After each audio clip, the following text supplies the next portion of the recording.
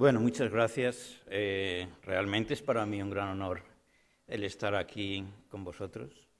Precisamente en este aniversario, 5º aniversario de la Fundación. Y cuando me dijisteis que era el 5º aniversario, digo, no puede ser. O sea, no puede ser que en 5 años hayáis hecho la labor que habéis hecho. O sea que, desde luego, es para felicitaros realmente y estar muy orgullosos vosotros, pero también los científicos, de que tengamos una institución, una fundación como la vuestra aquí, que debe servir como modelo. Muy bien, pues ahora voy a continuar en en el tema que José María, el otro José María Mato, nos ha dejado. Y cuando se me preguntó el título, bueno, pues pensé algo así como eso del oráculo, ¿no? El oráculo, el mirar en nuestro pasado para reconducir nuestro futuro. Desde luego, en la mente de los humanos, a través de la historia, no importa la cultura, la geografía, fijaros cómo el ser humano siempre está muy preocupado por su futuro. ¿Qué es lo que me depara el futuro? Y se han utilizado diferentes métodos para ello, como veis aquí. Algunos de los que privan más, pues es, por ejemplo, la astrología, la numerología, la lectura de las manos, que como veis se hace aquí, se hace en la India, la famosa bola de cristal, los pozos del té, así menos conocidos, pues es, como veis ahí en el medio, leer las puntas de los espárragos. No creo que se os ha difundido mucho como método de predicción del futuro, pero cuando los periódicos no tienen un hueco, o tienen un hueco, pues siempre tienen que poner algo. Bien, entonces, vale, hemos estado interesados en nuestro futuro, pero si pensando en cómo, un poco lo que hacíamos, sí, vamos bien, vale, predecimos nuestro futuro, pero es un poco como lo que veis aquí, vale, nos dicen a dónde van, a dónde vamos, ¿no? Puede ser que vayamos a estrellarnos contra otro tren, pero tampoco se nos daba alternativa con estos oráculos y estas, o sea, el final es quizás pues el que veis aquí, si uno de los trenes no se para. Y claro, eso yo creo que a ninguno de nosotros nos place mucho, que nos digan lo que va a pasar y que no nos den alternativas, pues no es precisamente lo que buscamos. Por eso, lo que creo que debemos tener es, sí, que se nos pueda predecir el futuro, pero que además se nos den alternativas que nos eviten precisamente ese choque que vemos aquí. Y para eso, pienso que en estos momentos, la mejor bola de cristal, el mejor oráculo que tenemos en nuestras manos, sobre todo cuando se refiere a la salud, es precisamente lo que vemos aquí. Es nuestro ADN, nuestro genoma, que estamos empezando a leer, a interpretarlo, precisamente con ese propósito. No solamente con ser capaces de predecir qué es lo que nos depara el futuro. Vamos a ser más o menos obesos, vamos a tener cáncer o no, vamos a tener Alzheimer o no, sino también actuar de una manera preventiva, sabiendo ese conocimiento o teniendo ese conocimiento, el poder precisamente encarrilarnos mediante la prevención, mediante una buena nutrición, mediante un comportamiento adecuado, cambiarnos de vida para que eso o no ocurra, o si ocurre, puesto que hasta ahora más o menos todos nos tenemos que morir de una cosa a otra, que lo hagamos de una manera más saludable y más tarde. Bien, entonces, aquí, claro, ¿cómo hemos llegado al genoma actual? Pues más o menos este hombre, Darwin, pues estuvo bastante acertado, ¿no? Y a pesar de que se hicieron caricaturas de él y no se le apreció mucho, pues más o menos el paso de los tiempos pues le ha dado la razón a las teorías que sin la tecnología, sin el conocimiento que tenemos ahora, más o menos envisionó. Y aquellos que estamos en los circuitos de las presentaciones científicas, pues habéis visto muchas veces esta caricatura de la evolución humana, ¿no? En lo cual hemos ido bien, o sea, subiendo, hasta que el futuro que nos depara, pues ya veis que es el de la epidemia de obesidad, y como ya lo leéis en la prensa, no hace falta irse a la literatura científica, pues hay países, sobre todo en Europa, donde se prevé que para el año 2050 pues el 90% de la población tenga sobrepeso o obesa, si no hacemos nada. Y la verdad es que 2050 no está muy lejano, está a la vuelta de la esquina. Hay países donde ya eso ocurre. Por ejemplo, hay islas del Pacífico donde el 95% de la población es obesa, mientras que hace 50 años prácticamente no había obesos. Bien, entonces esto es parte de nuestra evolución. La podemos ver también de otra manera, como veis aquí. Y ambas son reales. Y luego ya esto se le ha dado un poco más de humor, como en esta, en que a cierto punto el hombre se vuelve y dice, bueno, ya vale, ¿no? Parad de seguirme. O esta que preparé diciendo, tira para atrás que lo hemos fastidiado todo. Bien, a ver, cómo contemplamos la evolución de una manera un poco más seria. Es decir, ¿qué es lo que nos hace humanos? La verdad es que no lo sabemos. Hay muchas teorías, dependiendo de las creencias y tal. Pero lo que es cierto es que podemos relacionarlo en gran parte al tamaño, a la estructura, a las conexiones de nuestro cerebro, que fue, como veis en esta gráfica, fue aumentando de tamaño y podemos decir que el aumento de tamaño fue gradual o fue en escalones. Desde luego, como veis, hace unos 2,5 millones de años, pues ya se empiezan a ver estos instrumentos de piedra que indican pues, que nuestros antepasados ya empezaban a utilizar instrumentos, es decir, algo funcionaba aquí arriba, ¿no? Ups. Y luego, una de las cosas ya más desde el punto de vista de la nutrición, hace unos 2 millones, posiblemente empezamos a controlar el fuego, pero así más evidencia hace como medio millón de años. Y eso es importante, porque aparte del tamaño del cerebro, ese tamaño se ha conseguido por algo, de alguna manera. Y las hipótesis actuales indican que los alimentos pueden explicar el hecho de que seamos humanos y nos diferenciemos de nuestros primos, que son los primates. Entonces, los humanos modernos evolucionaron pues, aproximadamente hace unos 150.000 o 200.000 años en África.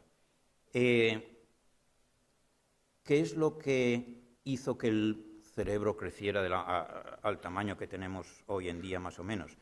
Pues precisamente la habilidad de poder comer más energía. Parece ser un poco paradójico con el problema que tenemos hoy en día de la energía, pero en aquellos momentos era algo importante el tener la energía suficiente, porque, como bien sabéis, el cerebro es un órgano muy ambicioso en términos de energía, especialmente en los humanos. Entonces, lo que ocurrió es, primero, con la capacidad de consumir esto que habéis visto aquí, el pescado, los crustáceos, etcétera, etcétera, de los lagos, de las costas y demás, eso proporcionó una fuente de calorías, una fuente de proteínas que ayudó al crecimiento cerebral, junto con esos ácidos grasos esenciales que son necesarios tanto para el cerebro. Pues eso empezó el crecimiento del cerebro y luego ya se remató precisamente con el descubrimiento o la utilización del fuego que hizo, por ejemplo, que las carnes,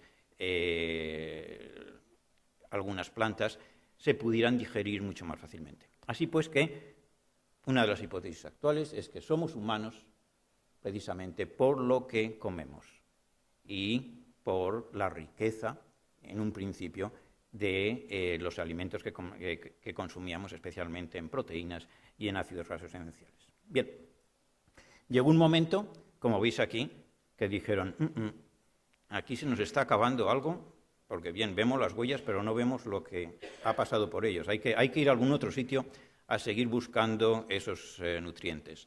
Y de ahí fue, fuera de África, en el cual el ser humano, que, de acuerdo con las hipótesis, conocimiento actual, se desarrolló el moderno, en África, empezó a buscar otros pastos, ¿no? En los cuales poder sobrevivir. Y esa dispersión hizo que esa homogeneidad que existía en los humanos empezara a diferenciarse. ¿Por qué? Porque nos teníamos que adaptar a diferentes ambientes, lugares con diferentes temperaturas, con diferentes altitudes. Entonces, al paso de los años nos fuimos adaptando a esas condiciones locales, entre las cuales hemos de añadir, por supuesto, los alimentos que había localmente. Por ejemplo, el hecho de que un Sherpa sea capaz de subir a 8.000, 9.000 metros o lo que sea, sin necesidad de oxígeno, mientras que el hombre blanco que le sigue tiene que ir con su, primero, bien cubierto para protegerse del frío y segundo, con el botellín de oxígeno, no es precisamente porque este Sherpa se ha entrenado y ha estado desde la niñez subiendo o viviendo a altas temperaturas, es porque en algún momento de la historia sus antepasados se establecieron a esa altitud y hubo cambios en el genoma de estos sujetos que les hacía adaptarse, ser capaces de vivir en esas condiciones de hipoxia. Como eso era un factor positivo para sobrevivir, aquellos que tenían esa mutación siguieron sobreviviendo, mientras que los que no la tenían estaban en condiciones de inferioridad y simplemente fueron poco a poco desapareciendo de la región, sus genes. Y eso ha pasado con el color de la piel, con el color de los ojos, etcétera, etcétera. Un montón de variaciones que vemos físicamente y que han sido adaptaciones de nuestro genoma al medio ambiente. Pero esas son las adaptaciones que vemos. Pero además están las otras adaptaciones que no vemos, las que hacen que nuestro metabolismo funcione mejor en comunicación con ciertos factores ambientales, con ciertos alimentos del exterior. Así pues, una de las teorías, una de las hipótesis, es que los alimentos han ido también formando esa diversidad humana que vemos hoy en día. No tanto, como digo, el aspecto exterior, sino sobre todo el aspecto que ha tocado José María Mato, el metabolismo interior. Bien, esto no es un comercial, como podéis apreciar, pero sí que lo quiero presentar porque es el ejemplo más claro de adaptación, además adaptación en tiempos modernos precisamente al medio ambiente. Como bien sabéis, existe la tolerancia o la intolerancia a la lactosa. Es totalmente normal que cuando somos bebés nuestra reacción a la leche sea esa que veis ahí, placentera. Bueno, a veces se resisten un poco, pero en general, desde luego, cuando es poco placentero es cuando la quieren y no la tienen. Y entonces lo que ocurre, como bien sabéis, tenemos la lactosa y por medio de la enzima lactasa, lo que ocurre es que la lactosa se hidroliza en galactosa y glucosa y entra en nuestro torrente sanguíneo. Muy bien, eso es lo normal. Pero tanto en el ser humano como en las demás especies, en los demás mamíferos, esto sería lo normal que debía ocurrir cuando fuéramos mayores en respuesta a la leche. Bastante desagradable. ¿Por qué? Pues porque perdíamos la lactasa, con lo cual la lactosa nos hidrolizaba y ocurría una fermentación bacteriana con esos genes bacterianos que José María nos ha mencionado anteriormente y los productos eran bastante desagradables o son bastante desagradables. Se produce hidrógeno, se produce anhídrido carbónico, ácido láctico, ácido acético, con lo cual las consecuencias son las que podéis ver ahí. Desde luego, dolor abdominal, de ahí la cara de este señor, y luego, pues, digamos, otros efectos secundarios. Bien, pero, como bien sabemos, y afortunadamente, hay dos tipos de personas en la población. Tenemos esta señora que está encantada de seguir tomándose su leche a pesar de la edad. ¿Por qué? Pues porque la lactasa, el enzima que hidroliza la lactosa, le sigue funcionando perfectamente, a pesar de su edad. Mientras que aquí tenemos el otro señor de la izquierda que está, o a la derecha, depende, que está pues sufriendo los efectos que nuestros antepasados sufrían cuando consumían leche a esa edad, es decir, muy malos. ¿Por qué? Bien, a esto se debe a la genética. En el caso de la señora, su genoma tiene una mutación que hace que la lactasa siga funcionando durante toda la vida, mientras que el señor tiene otra forma del gen de la lactasa que se comporta normalmente desde el punto de vista de antes de la evolución, es decir, no metaboliza la lactosa, no metaboliza la leche. Así pues, como vemos, una mutación puntual, un cambio en la lectura en este gen de la lactosa ha hecho que parte de la población mundial pueda seguir consumiendo leche durante toda su vida y otros que no la puedan consumir. Como veis, la distribución de la resistencia o de la persistencia de la lactasa, es decir, aquellos que pueden consumir leche en la edad adulta, varía mucho alrededor del mundo. Es muy alta en el norte de Europa, es menos común en el sur de Europa, hay más individuos con intolerancia a la lactosa en el sur de Europa. En África depende de dónde estés, como veis hay unas zonas rojas, las zonas rojas, naranjas y amarillas indican que la gente puede consumir más o menos lactosa o más o menos leche, mientras que las zonas azules indican aquellas poblaciones en las que no pueden consumir leche en el estado adulto. Y eso se debe, fijaros, a que en algún lugar del centro de Europa, hace tan solo unos 8.000 años, se produjo esta mutación. Al azar, fortuitamente. Y entonces, claro, lo que fueron observando nuestros antepasados es que había sujetos que podían seguir consumiendo la leche después de haber sido destetados y tan felices y tan contentos. Mientras que otros, pues, se comportaban normalmente, no podían consumirla. Esto, pensad que en un momento en que los alimentos no estaban tan asequibles como en el momento actual, pues claro, el tener una fuente adicional de alimentos, que además era nutritiva, era sana, etcétera, etcétera, pues aquellos que podían seguir consumiendo la leche durante toda su vida tenían una clara ventaja evolutiva sobre aquellos que no podían.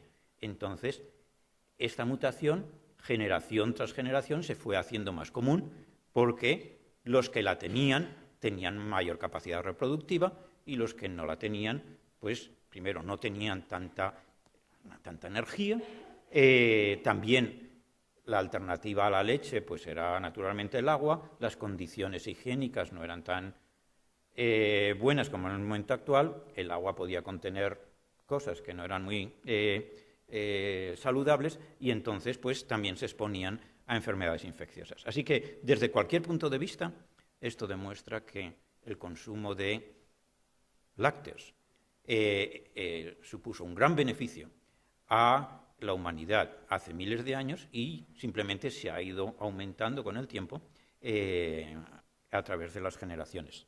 Y, como veis ahí, aquellas culturas en las que existía la ganadería, en las que la leche era asequible, pues esa mutación, naturalmente, en lugar de ser una mutación, es decir, algo raro, se ha convertido en lo más común. Y lo que era común ahora son mutantes. Muy bien. Así pues, este es un ejemplo muy bonito de cómo, a través de las generaciones, la alimentación, el medio ambiente, los productos en el medio ambiente han ido cambiando el genoma de las poblaciones. Pero se necesita, naturalmente, miles de años. Otro ejemplo que os quería poner es el de la amilasa salivar. La amilasa salivar es otro enzima que lo que hace es lo que veis aquí.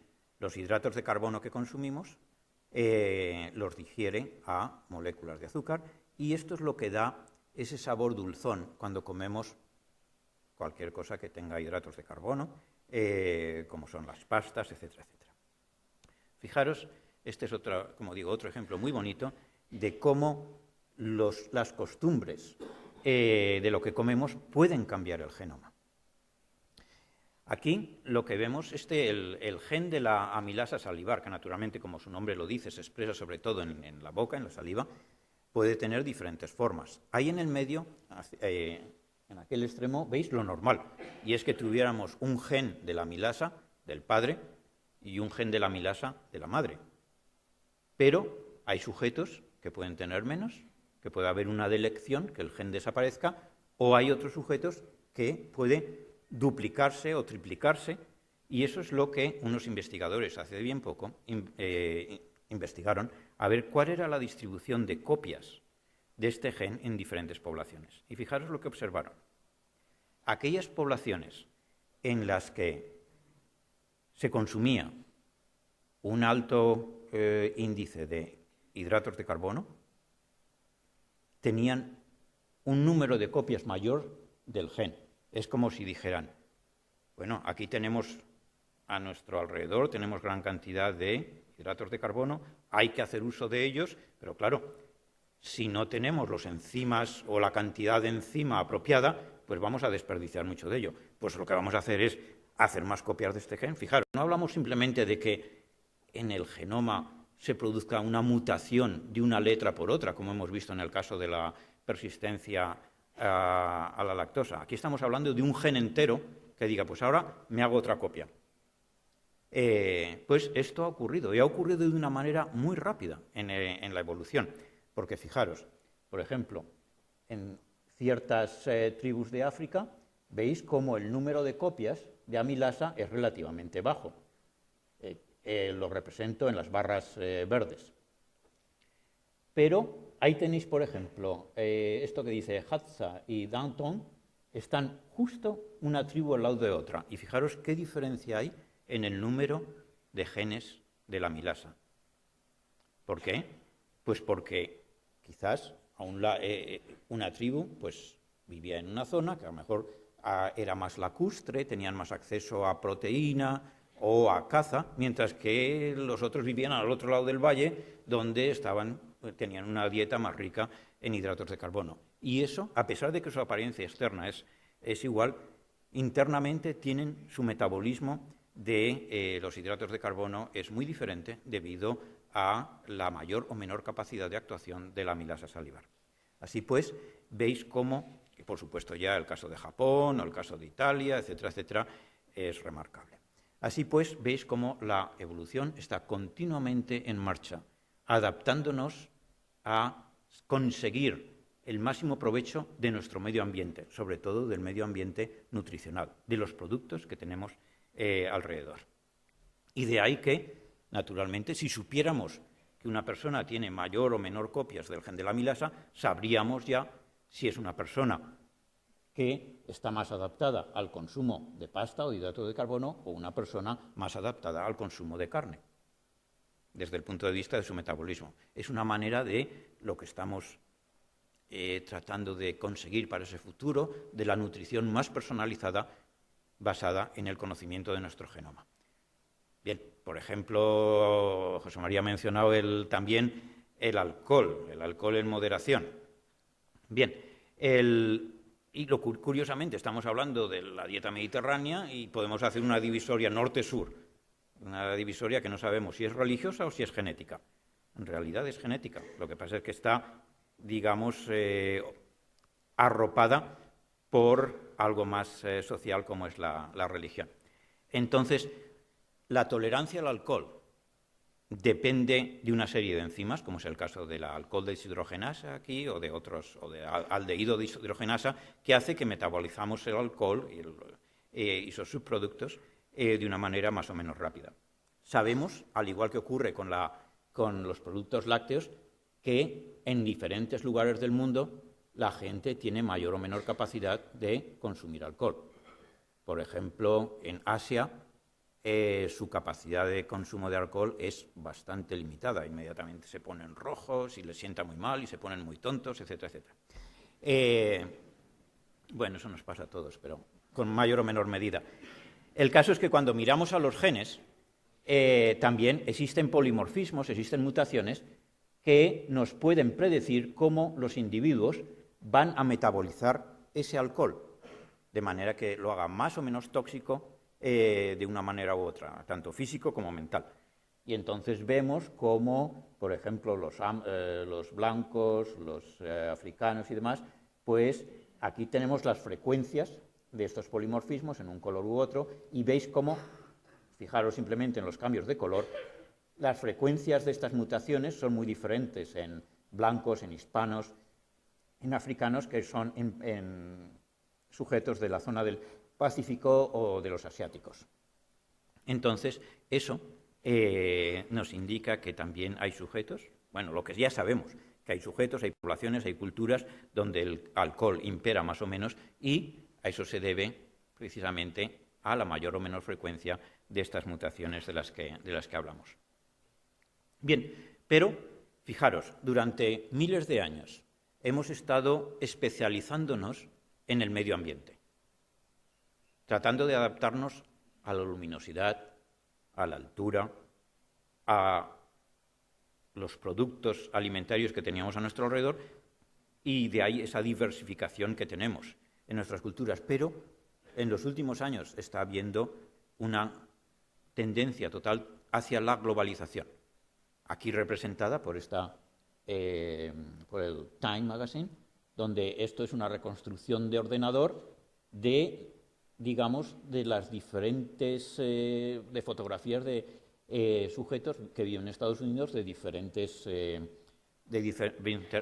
razas, que darían lugar a ese conjunto que tenemos ahí delante de nosotros, representando la mezcla de todas las razas. Eso es lo que estamos haciendo, no solamente en términos de las razas, pero también en términos de nuestros hábitos de vida, de nuestras costumbres. La verdad es que la globalización no ha empezado en el siglo XX o en el siglo XXI. La globalización empezó ya hace unos 10.000 años, os lo creéis o no, con la revolución agrícola, porque pasamos de depender muy mucho de lo que recolectábamos, de lo que teníamos a nuestro alrededor, a ya, digamos, masificarnos en términos de la producción.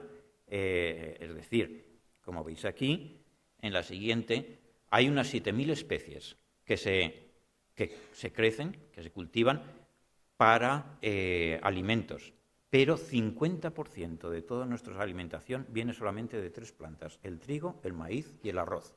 Es decir, que estamos muy sujetos a, digamos, a un número muy pequeño de, en este caso, de plantas para nuestra alimentación. Es decir, la globalización de la que hablábamos. Con lo cual, ¿qué es lo que ocurre?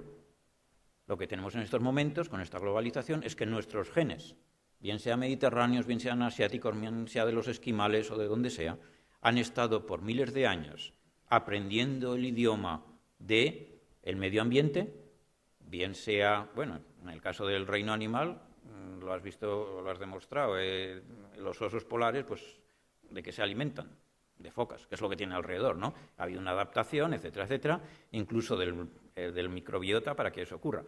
Pues ahora resulta que después de aprender a entendernos, a entender el lenguaje de nuestro medio ambiente, incluyendo el nutricional, por supuesto, el alimentario, resulta que estamos mezclando todo, estamos haciendo desaparecer nuestras costumbres tradicionales, con lo cual nuestro genoma está bastante confundido. Y una de las hipótesis que tenemos sobre la mesa es que esta globalización es la que está causando en gran parte todo este aumento de enfermedades crónico-degenerativas asociadas con la edad, como es el cáncer, la obesidad, la diabetes, etcétera, etcétera, porque no estamos escuchando, no estamos entendiendo el lenguaje original de nuestros genes. Otra cosa que es importante también, y es que, sí, muy bien, importamos, exportamos productos, pero no solamente se pueden exportar las materias primas, tenemos que exportar la cultura. Lo que no podemos es comprar una televisión plana o lo que sea, y que venga sin libro de instrucciones. Imaginaros lo que puede ser eso, ¿no? Pues bien, con los alimentos es lo mismo. Fijaros cómo el maíz naturalmente no es original del Mediterráneo, el maíz vino a raíz de los viajes de Cristóbal Colón y desde luego se implantó rápidamente en Europa. y, por ejemplo, la polenta, etcétera, etcétera, pues eso, en el norte de Italia, la comida típica de los campesinos y tal, era la polenta. La polenta se hacía pues con trigo y demás, pero llegó el maíz, e inmediatamente se cambió el maíz, era más barato, lo que fuera. Y el caso es que, claro, no se utilizó el libro de instrucciones. ¿Por qué? Pues que la gente en Centro y Sudamérica, cuando prepara el maíz, lo trata con álcali, porque el maíz es deficiente en niacina.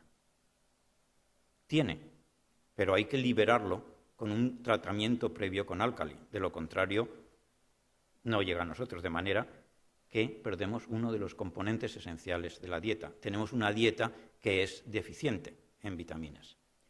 Como resultado de esto, durante cientos de años, desde 1600 hasta el siglo XX, pues por ejemplo en el norte de Italia estaba la pelagra. La pelagra, o el mal de la rosa, que describió Gaspar Casal en este libro aquí, también se encontraba en España, en Asturias y demás, pues se atribuyó hasta cierto punto al alimento, a la alimentación, pero se pensaba que era hongos o lo que fuera en el maíz que lo provocaba. No se pensaba que es que había una deficiencia. Y que, desde luego, en Centro y Sudamérica no la sufren en absoluto. ¿Por qué? Porque tienen el libro cultural de instrucciones. Saben cómo preparar el maíz para que esto no ocurra, para que se libere la cantidad suficiente de niacina para que no se produzca el efecto. Así pues, que muchas veces incorporamos en nuestros hábitos cosas de otras culturas como parte de esa globalización, pero no nos leemos el libro de instrucciones y eso puede causar efectos muy negativos, como es este que ocurrió durante cientos de años en Europa. Bien, entonces, ya para ir avanzando y un poco acabando, un problema que nos ocupa, como bien sabéis, es de la obesidad. Se nace o se hace. Y, curiosamente, este es un ejemplo que has puesto, es una de las cosas que has mencionado, el ir a la compra. Ayer, ya veis lo que suponía ir a la compra ayer, y hoy pues es relativamente diferente, ¿no? Bien, entonces, la modernidad, desde luego, ha tenido un gran impacto sobre el fenotipo del Homo sapiens sapiens, sobre todo en lo que se refiere a la obesidad. La obesidad se le atribuye a dos cosas principales. Una la tenemos aquí, el sedentarismo, la otra la tenemos al otro lado, que es el exceso de calorías. Pero eso no lo es todo, la obesidad es realmente complicada, y si no lo fuera tanto, o a lo mejor es muy sencillo, no lo sé.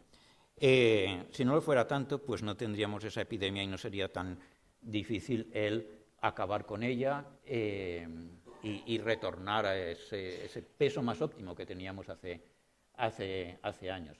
Entonces, no solamente es la cantidad de alimentos, sino también, por ejemplo, el tipo de grasas, trans, ácidos grasos trans, los ácidos grasos saturados, las calorías estas vacías que tenemos en los azúcares añadidos, pero también otros factores ambientales, incluso la contaminación ambiental, o algo muy importante que tenemos que tomar más y más en serio, que es lo que ocurre durante el periodo fetal, el comportamiento de la madre desde el punto de vista nutricional, pero también desde otros puntos de vista, como es el tabaquismo, es el consumo de bebidas alcohólicas. Es muy importante a la hora de definir nuestro riesgo futuro de obesidad. No tanto ya por los factores genéticos que hemos ido mencionando, pero también por los factores epigenéticos que hemos ido descubriendo en los últimos años. Otro factor a tener en cuenta que estamos encontrando muy interesante es el sueño, es la calidad del sueño, el tiempo de sueño. Curiosamente, uno pensaría que cuanto más se duerme, más obesidad tienes. No, no es así. Cuanto menos se duerme, más obesidad tienes.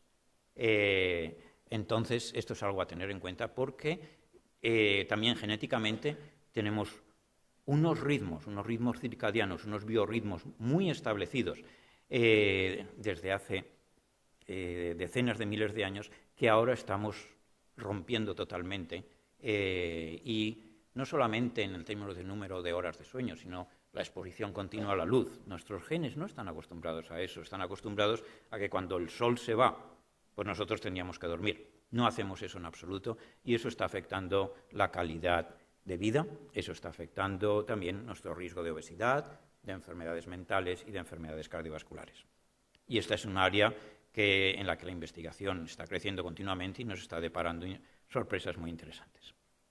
Bien, desde el punto de vista de la obesidad, hay un factor genético, hay un factor ambiental, y durante los últimos años hemos ido, investigando con esa lupa los genes que podían estar implicados en la obesidad. ¿Cómo lo hacemos? Pues conceptualmente es muy sencillo. Tenemos a sujetos que son obesos, a sujetos que no son obesos, les miramos su genoma con mayor o menor profundidad y vemos a ver cuáles las diferencias que existen entre aquellos que son obesos y aquellos que no son obesos. Y lo mismo podemos decir de la diabetes o de las cardiovasculares, etcétera, etcétera. Bien, en estos momentos lo estamos haciendo con lo que todos habéis oído hablar de los chips genómicos, que pueden llegar a examinar varios millones de polimorfismos en cada uno de nosotros, pero ya está al caer la secuencia del genoma humano de manera individualizada. Hace un par de semanas ya salían anunciados secuenciadores que pueden hacer un genoma en menos de un día. Fijaros, teniendo en cuenta que el proyecto del genoma humano involucró a laboratorios de todo el mundo, ¿no? Y durante casi 20 años, mientras que ahora, con un pequeño aparatito, ya se puede hacer el genoma de una persona y a un precio bastante modesto. O sea que ese es cómo va avanzando la tecnología genética. Y así ya podemos ir identificando lugares en el genoma que están asociados con genes de la obesidad, como podéis ver aquí. Esto es simplemente de la manera que hacemos los trabajos. Cuanto más altos son los picos estos, más relación hay de los genes con la obesidad, y ya pues nos concentramos en diferentes zonas del genoma para ver cómo esos genes están mutados y cómo eso puede estar asociado con una mayor o menor obesidad. Fijaros la magnitud también de los estudios que estamos haciendo. 250.000 de personas, cada uno de ellos investigados en unos 2,3 millones de polimorfismos. Y eso no es nada en comparación con lo que nos depara el futuro cuando empecemos a secuenciar a todos los individuos. Así que la cantidad de computación necesaria que será posible para descifrar todos estos problemas es algo, desde luego, que es inimaginable en estos momentos, pero todo lo que es inimaginable en este momento es realizable probablemente mañana. Pero algo que tenemos que tener muy en cuenta es que no todos son los genes, como habéis visto, es esa interacción entre los genes y el medio ambiente. Y, más que pararme aquí, voy a seguir y poneros un ejemplo de cómo podemos aprender a través del conocimiento de qué genes están afectados en cada individuo con respecto a la obesidad, a encauzar, a desviar ese individuo de su camino natural que seguiría y hacia caminos más saludables. Y os voy a poner un ejemplo que es un gen que se llama APOA2, no importa en estos momentos, sirva únicamente de ejemplo, y lo que miramos en una de nuestras poblaciones es si tenían o no tenían una mutación en este gen. Y fijaros, aquellos que tienen el gen de la APOA2 o ese polimorfismo, esa variante del gen de la APOA2, bien sea como TT, es decir, que en un lugar determinado del genoma la lectura es T, tanto del padre como de la madre, o que tenían el genotipo TC, es decir, que en ese lugar del genoma tenían una T o una C, es decir, la mutación que podía venir bien del padre o bien de la madre, pues tenían este fenotipo. Pesaban unos 88 kilos, consumían un poquito menos de 2.000 calorías y esa era la distribución de calorías en grasa, proteínas e hidratos de carbono. Pero fijaros aquellos que habían heredado la mutación, la forma CC, tanto del padre como de la madre, lo que llamamos homocigotos. Fijaros cómo estos sujetos pesaban como media 92 kilos, consumían más de 2.200 calorías y, precisamente debido a ese consumo mayor de calorías, es por lo que tenían esa obesidad mayor. Claro, no nos puede parecer, pero fijaros, es que estamos hablando de 200 calorías al día solamente. 200 calorías al día, cada día por un año, te encuentras precisamente con esto, ¿no? Con un mayor peso, un mayor riesgo de obesidad. Pero bien, es lo que decíamos antes. En los antiguos oráculos, los echadores de cartas y demás dirían, usted tiene riesgo, o sea, usted va a convertirse en obeso. Pues vale, pues muy bien, pues muchas gracias. Y ahí se quedaría todo, se le matricularía como obeso y ya está, de acuerdo con las cartas o el horóscopo o lo que fuera. Pero nosotros queremos ir más allá. Queremos, además de decir, usted puede ser obeso, pero si hace esto, no lo va a ser. Y es precisamente esto de la nutrición personalizada, la nutrigenómica. Lo que hicimos fue seguir ahondando, haciendo más estudios. Hicimos estudios en diferentes lugares de Estados Unidos, como es el caso de Salt Lake City, Minneapolis, mi pueblo, en Framingham, Boston, también en Boston, pero en lugar de poblaciones blancas como las otras, ahí estudiamos hispanos, que tienen una cantidad de obesidad tremenda comparada con los blancos. Y fijaros qué cosa tan bonita lo que vemos aquí. Vamos a coger cualquiera de ellos, el de Framingham, por ejemplo.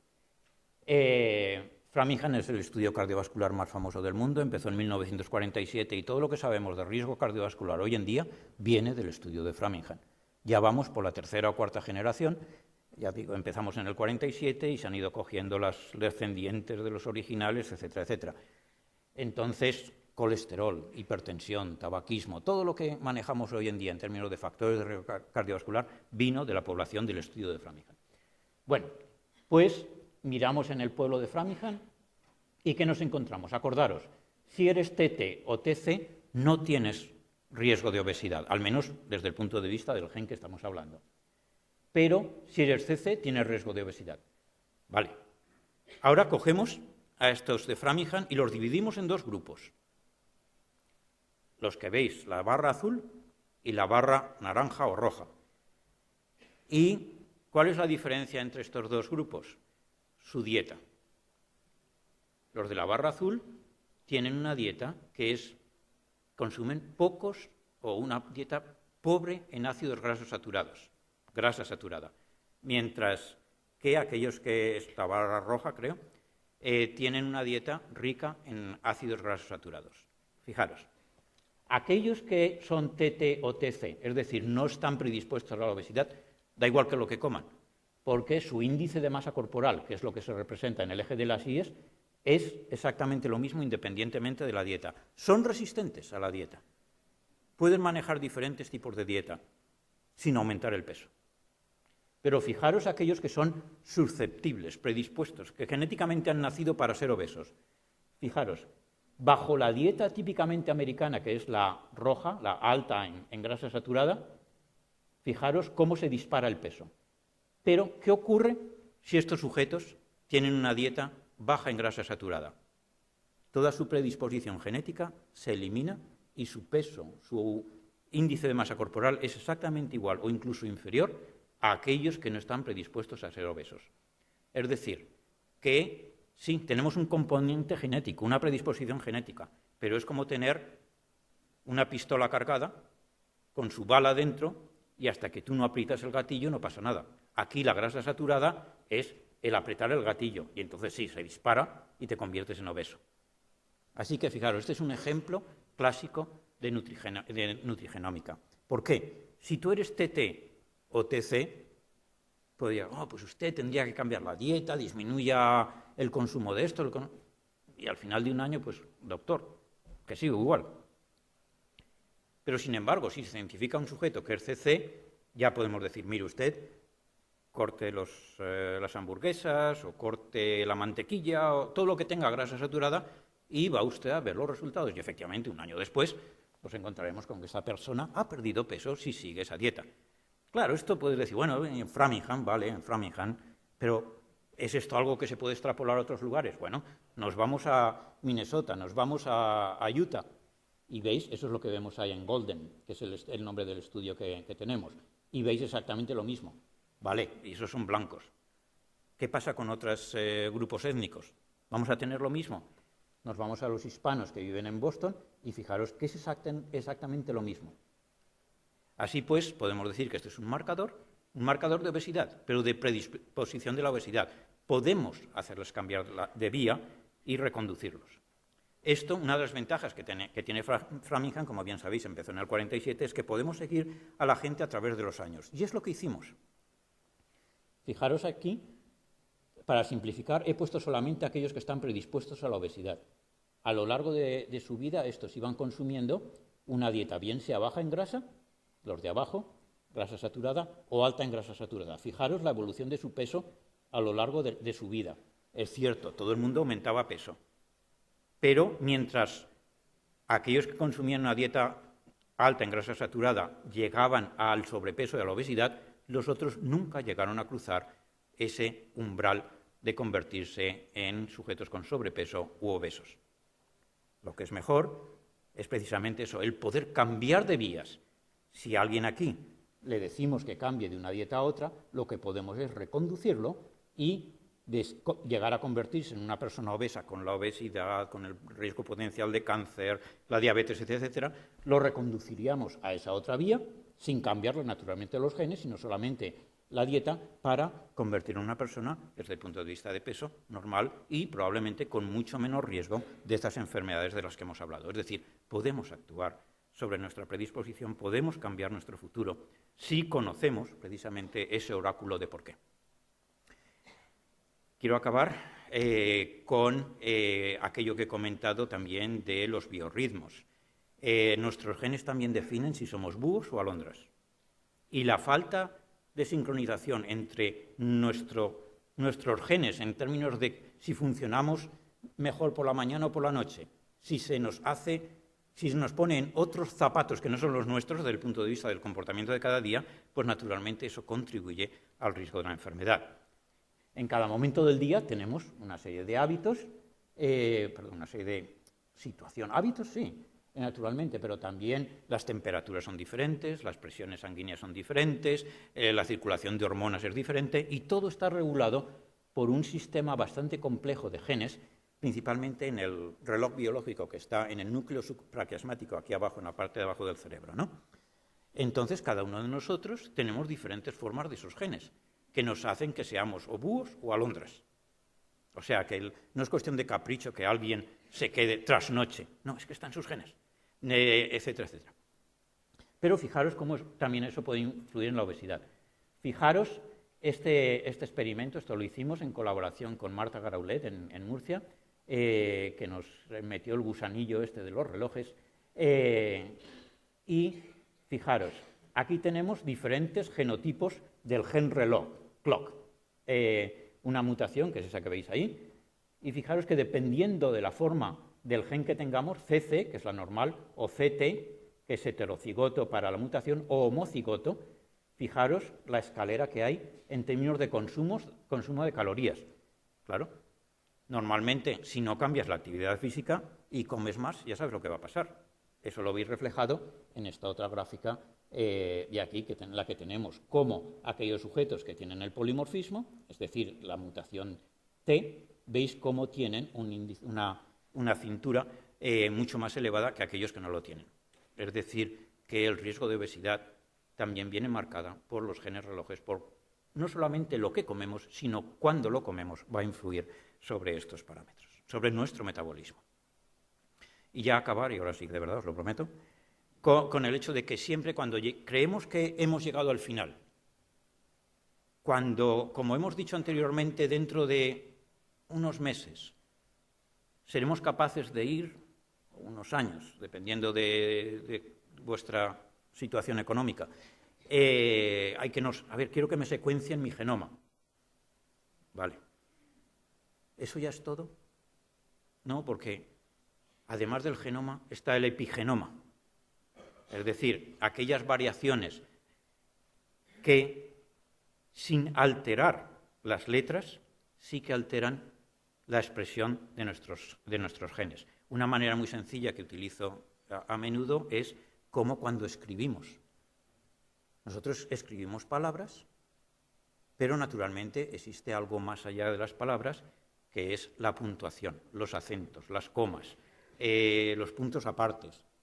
Y dependiendo de dónde pongas o dejes de poner la coma o el paréntesis, lo que sea, es que la expresión, el mensaje cambia totalmente. Y no has cambiado las palabras, Las letras son las mismas. Con la epigenética es precisamente esto. La epigenética, tú no cambias las palabras, pero sí que cambias las comas, los puntos, de manera que la expresión, el contenido del mensaje es totalmente diferente.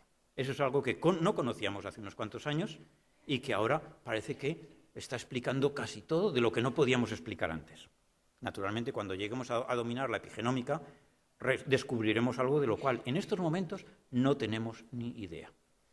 Este es el caso de los microRNAs, que se le ha puesto dentro de la epigenética. Los microRNAs, como bien sabéis, los RNAs son pues, la manera en que los genes se comunican para producir proteínas. Pero hasta el año 2000 no se descubrieron los microRNAs. Los microRNAs no producían proteínas, eran demasiado pequeñitos para eso. ¿Qué eran? ¿Basura? ¿Eran productos de rotura de RNAs? Nadie lo sabía. De repente nos encontramos con que los microRNAs prácticamente nos controlan por completo en nuestro metabolismo, algo que no conocíamos hasta el año 2000. Y ya acabo con este ejemplo. Fijaros, aquí tenemos un papel reciente que hemos publicado en el cual hay una mutación, los microRNAs se unen a los RNAs y hacen que su expresión, que produzcan más o menos proteína. Cuando se unen al ARN, más o menos le dicen, para allá, suficiente proteína, a callar.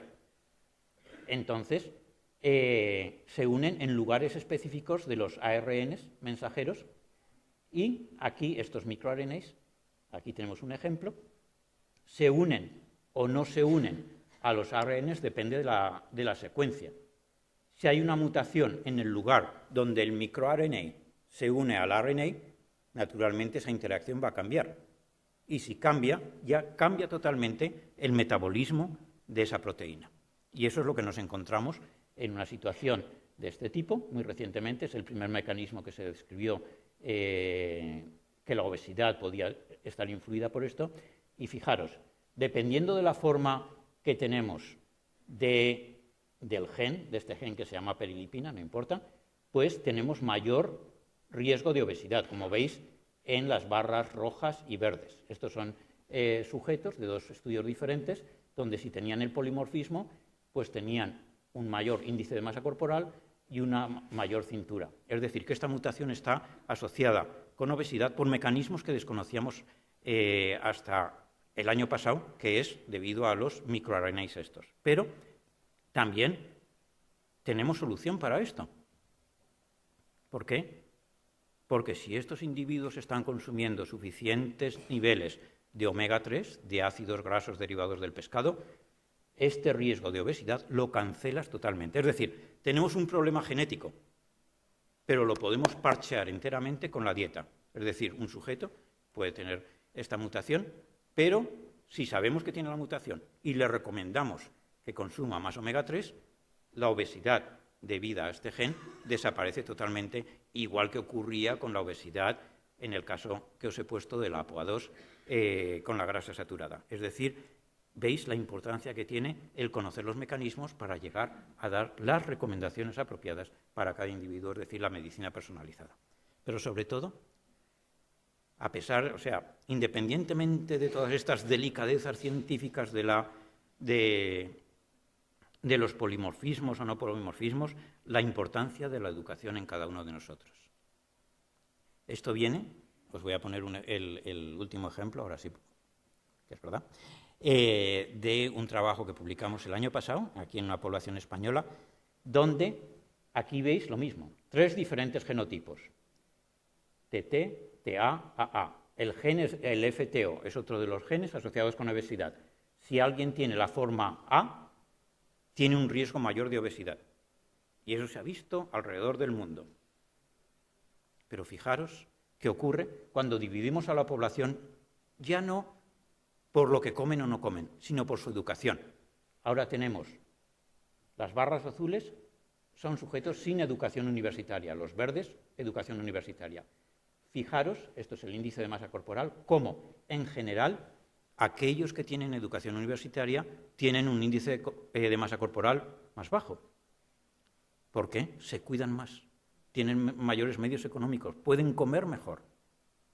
Y además, incluso sin saber que están predispuestos a ser obesos genéticamente por la presencia de esa mutación, fijaros cómo la mutación se expresa en aquellos sujetos que no tienen educación universitaria, pero no se expresa en absoluto en aquellos sujetos que tienen educación universitaria.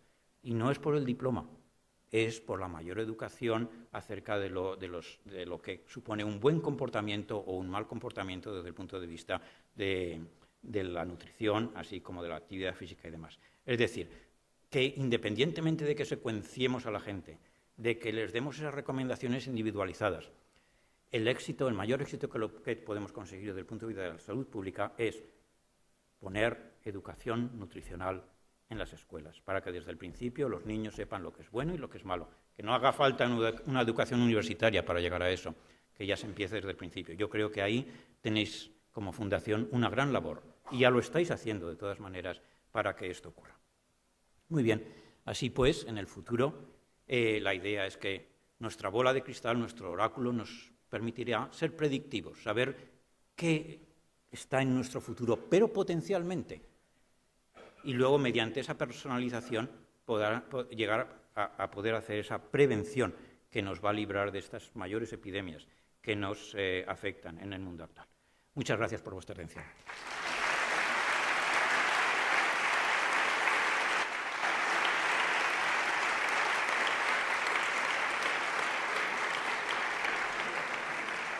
No hay